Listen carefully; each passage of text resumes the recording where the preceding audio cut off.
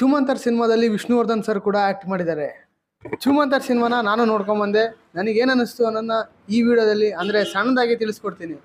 ಈ ಸಿನಿಮಾದಲ್ಲಿ ನಮ್ಮ ಶರಣ್ ಸರ್ ಹಾಗೂ ಅದಿತಿ ಪ್ರಭುದೇವ ಅವರು ಲೀಡ್ ರೋಲಾಗಿ ಕಾಣಿಸ್ಕೊಂಡಿದ್ದಾರೆ. ಅದರ ಜೊತೆ ನಮ್ಮ ಚಿಕ್ಕಣ್ಣ ಅವ್ರ ಕಾಮಿಡಿ ಕೇಳಲೇಬೇಕಾ, ಅದ್ಭುತವಾಗಿ ಕಾಮಿಡಿನ ಮಾಡಿದ್ದಾರೆ. ಸಿನಿಮಾದ ಸ್ಟೋರಿ ಲೈನ್ ಬಂದುಬಿಟ್ಟು ಒಂದು ಗೋಸ್ಟ್ ಹಂಟೆಡ್ ಸಿನಿಮಾ ಅಂತಂದು ಹೇಳಿದರೆ ತಪ್ಪಾಗಲ್ಲ.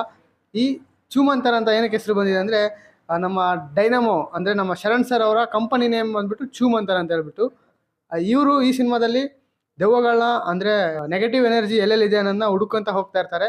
ಈ ಸಿನಿಮಾದಲ್ಲಿ ಟ್ವಿಸ್ಟ್ ಆ್ಯಂಡ್ ಟರ್ನ್ ಸಖತ್ತಾಗಿ ಮೂಡ್ ಬರುತ್ತೆ. ಇಂಟರ್ವಲ್ ಮಾತ್ರ ಅದ್ಭುತವಾಗಿ ಬಂದಿದೆ. ಫಸ್ಟ್ ಹಾಫು ಹೋಗೋದೇ ಗೊತ್ತಾಗಲ್ಲ, ಅದಾದಮೇಲೆ ಸೆಕೆಂಡ್ ಹಾಫು ಕ್ಯೂರಿಯಾಸಿಟಿ ಹೆಚ್ಚಿಗೆ ಮಾಡುತ್ತೆ. ಯಾಕಪ್ಪ ಅಂದರೆ ಅದರಲ್ಲಿ ಇಂಟರ್ವಲ್ ಟೈಮಲ್ಲಿ ತೋರಿಸೋ ಪೋಸ್ಟರ್ ನೋಡಿದ್ರೇ ಒಂದು ಲೆವೆಲ್ ಶಾಕ್ ಆಗ್ತೀವಿ ನಾವೆಲ್ಲ.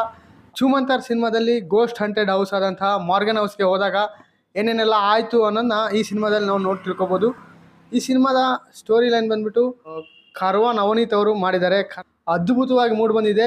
ಸಿನಿಮಾದ ಕ್ಲೈಮ್ಯಾಕ್ಸ್ ಮಾತ್ರ ಅಲ್ಟಿಮೇಟ್ ಆಗಿದೆ. ಬ್ಯಾಕ್ಗ್ರೌಂಡ್ ಸ್ಕೋರ್ನ ಥಿಯೇಟ್ರ್ ಎಕ್ಸ್ಪೀರಿಯೆನ್ಸ್ ಮಾಡೋಕ್ಕಂತೂ ಸಖತ್ತಾಗಿದೆ. ನಮ್ಮ ಮನೆಯಲ್ಲಿ ನೋಡ್ತೀವಿ ಇಲ್ಲ ಮೊಬೈಲಲ್ಲಿ ನೋಡ್ತೀವಿ ಅಂದರೆ ಎಲ್ಲ ವೇಸ್ಟು.